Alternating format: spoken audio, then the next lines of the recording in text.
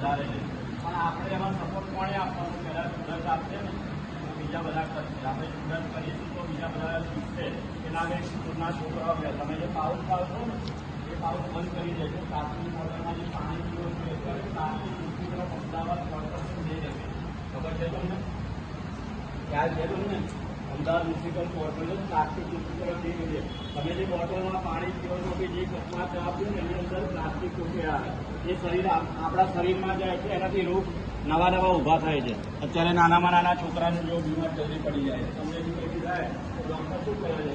આ રિપોર્ટ કરી જાઓ, પેલો રિપોર્ટ આવે છે. તો પ્લાસ્ટિક નહીં વાપરવાનું. સ્ટીલની બોટલ લાવવાની, સ્કૂલમાં આવો સ્ટીલની બોટલમાં પાણી લાવવાનું. પછી તમે બહારના પાઉચ લાવો એની અંદરની વસ્તુ પણ ખરાબ આવે છે. પ્લસ એની અંદર ગરમ નાસ્તો ગરમ બનેલો હોય એની અંદર ભરે તો શું થાય? પ્લાસ્ટિક આપણા ચોકડીને આપણા શરીરમાં જાય છે. તમે ખાઓ છો ને તો આખી બંધ કરી દેજો. કે જે સ્કૂલમાં કરીએ ત્યાં ઘણા બધા નાસ્તાના ડબ્બામાં નાસ્તો કરી અને ઘરેથી નાસ્તો ખાવાનું ચાલુ કરી એ લોકો સ્કૂલવાળે પણ પ્રતિબંધ કરાયો છે. પ્લાસ્ટિક વસ્તુ લાગે અને આપણા શરીર માટે, આપણા આરોગ્ય માટે ને આપણા એના માટે ખતરો છે. તો આપણે એને વાપરવાની નહીં. બીજું કે તમે જ્યારે સ્કૂલમાંથી બહાર નીકળો ને તો તમે રોડ પર કાગળ નાખી દો છો, તમે પાઉચ સાથે પાઉચ નાખી દો છો, પાણીની બોટલ પીધી હોય એ નાખી દો છો, તમારા વેસ્ટ હોય તમે રોડ પર નાખીને જઈ જાઓ છો.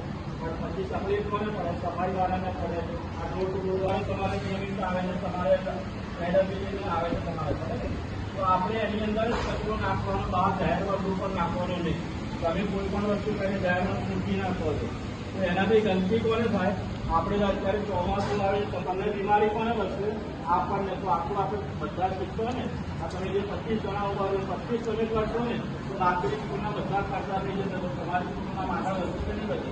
વધે ને. મારે તમારો વિડીયો ફોટો ક્યાં આપવું છે? ફેસબુકમાં આવીને આપણે ક્રિએટ ફેસબુક ઉપાય કરીશું એના ક્રિએટ બોલાવી